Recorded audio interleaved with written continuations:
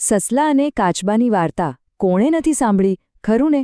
પણ જરા થોભો, શું એ ખરેખર ફક્ત બાળકો માટેની વાર્તા છે? ના, જરાય નહીં. આજે આપણે એને એકદમ અલગ નજરથી જોવાના છીએ. સમજો કે આ એક માસ્ટર ક્લાસ છે, રણનીતિ પર, દ્રઢતા પર અને સાયકોલોજી પર. ચાલો ઊંડા ઉતરીને સમજીએ કે આ નાનકડી વાર્તા સફળતાના કેટલા મોટા પાઠ શીખવી જાય છે.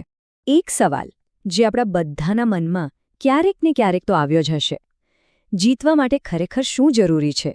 જન્મજાત ટેલેન્ટ કે પછી સતત અથાક મહેનત? આ આખી વાર્તાનો આધાર જ આ સવાલ પર છે.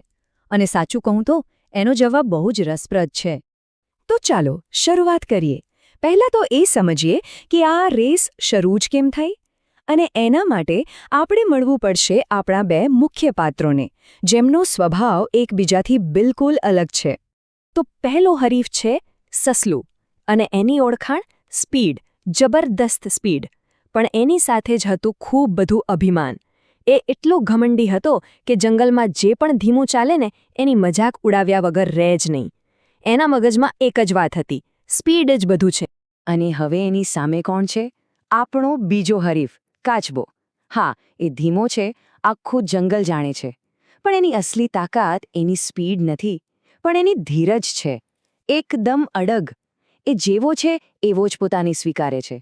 કોઈ દેખાડો નહીં, કોઈ ઉતાવળ નહીં. તો અહીં જુઓ, આ ખાલી બે પ્રાણીઓની રેસ નથી. આ તો બે અલગ અલગ વિચારસરણીની ટક્કર છે. એક બાજુ છે સ્પીડ અને અભિમાન, અને બીજી બાજુ છે ધીરજ અને સ્થિરતા. એટલે કે આ માત્ર સસલા અને કાચબાની નહીં, પણ બે અલગ અલગ ફિલોસોફી વચ્ચેની લડાઈ છે. અને આ લડાઈ શરૂ ક્યારે થઈ? જ્યારે સસલાએ પોતાના ઘમંડમાં આવીને કાચબાને રેસ માટે ચેલેન્જ આપી દીધી. અને કાચબાએ શું કર્યું? એણે કોઈ દલીલ કરી? ના. કોઈ બહાનો કાઢ્યો? બિલકુલ નહીં. બસ શાંતિથી એ ચેલેન્જ સ્વીકારી લીધી. તો બસ, પડકાર સ્વીકારાઈ ગયો, અને હવે શરૂ થાય છે અસલી રેસ. અને એની સાથે જ બે બિલકુલ અલગ સ્ટ્રેટેજીની ટક્કર. રેસ શરૂ થઈ, અને સસલાએ શું કર્યું?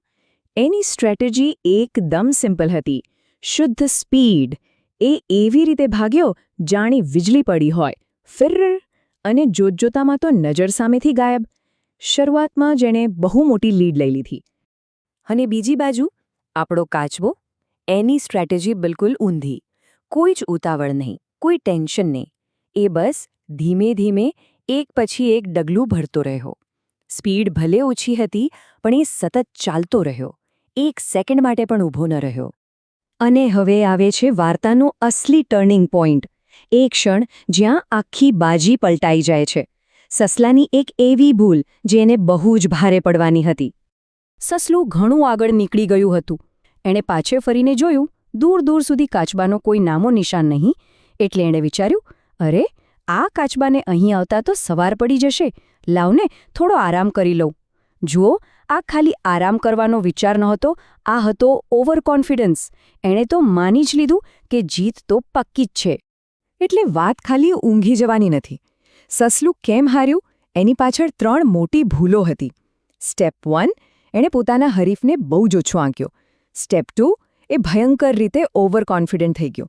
અને સ્ટેપ 3, એના કારણે એણે કોશિશ કરવાનું જ બંધ કરી દીધું.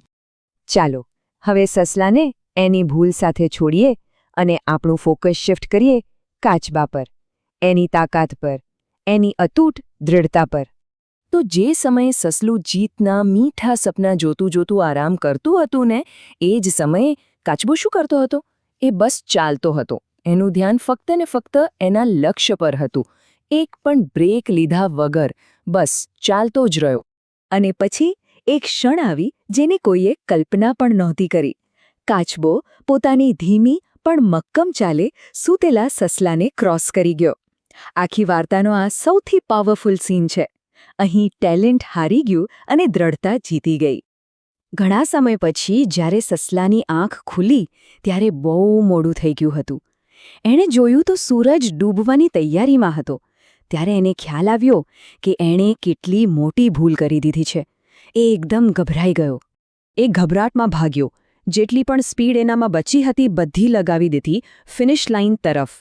પણ ત્યાં પહોંચીને જે જોયું, એના હોશ ઉડી ગયા. કાચબો તો ક્યારનોય ત્યાં પહોંચી ગયો હતો અને શાંતિથી રાહ જોતો હતો. રેસ પૂરી થઈ ચૂકી હતી. તો આખી વાર્તાનો સાર શું છે? એમાંથી આપણને શું શીખવા મળે છે જે આજે પણ એટલું જ સાચું છે? ચાલો એના બોધપાઠને બરાબર સમજીએ. અને આખી વાર્તાનો નિચોડ એક જ વાક્યમાં છે જે આપણે બધાએ સાંભળ્યું છે: slow and steady wins the race. એટલે કે ધીમી પણ મક્કમ ગતિ જ રેસ જીતાડે છે. અને આ ખાલી કહેવાની વાત નથી, આ સફળતાનો ગોલ્ડન રૂલ છે. પણ સવાલ એ છે કે આવું કેમ? કેમ ધીમી પણ સતત ગતિ જીતે છે? સમજો. પહેલી વાત, સફળતા માટે સતત પ્રયત્ન એટલે કે કન્સિસ્ટન્સી જરૂરી છે. બીજું, ઓવર કોન્ફિડન્સ એ એક એવી જાળ છે જેમાં મોટા મોટા લોકો ફસાઈ જાય છે. ત્રીજું, નમ્રતા આપણને ફોકસ રાખવામાં મદદ કરે છે. અને સૌથી અગત્યની વાત, તમે શરૂઆત કેટલી જોરદાર કરી એનાથી કોઈ ફરક નથી પડતો. તમે ફિનિશ લાઇન સુધી પહોંચ્યા કે નહીં એ જ મહત્વનું છે. તો છેલ્લે એક સવાલ આપણા બધા માટે. આપણા જીવનમાં જ્યારે કોઈ લક્ષ્ય કે પડકાર સામે આવે છે ત્યારે આપણે કોના જેવું વર્તન કરીએ છીએ? શું આપણે સસલું બનીએ છીએ જે જોશમાં શરૂઆત તો કરે છે પણ રસ્તામાં જ હિંમત હારી જાય છે? કે પછી આપણે કાચબો બનીએ છીએ જે ધીમે ધીમે પણ મક્કમતાથી અંત સુધી પહોંચે છે? વિચારવા જેવી વાત છે, ખરું ને?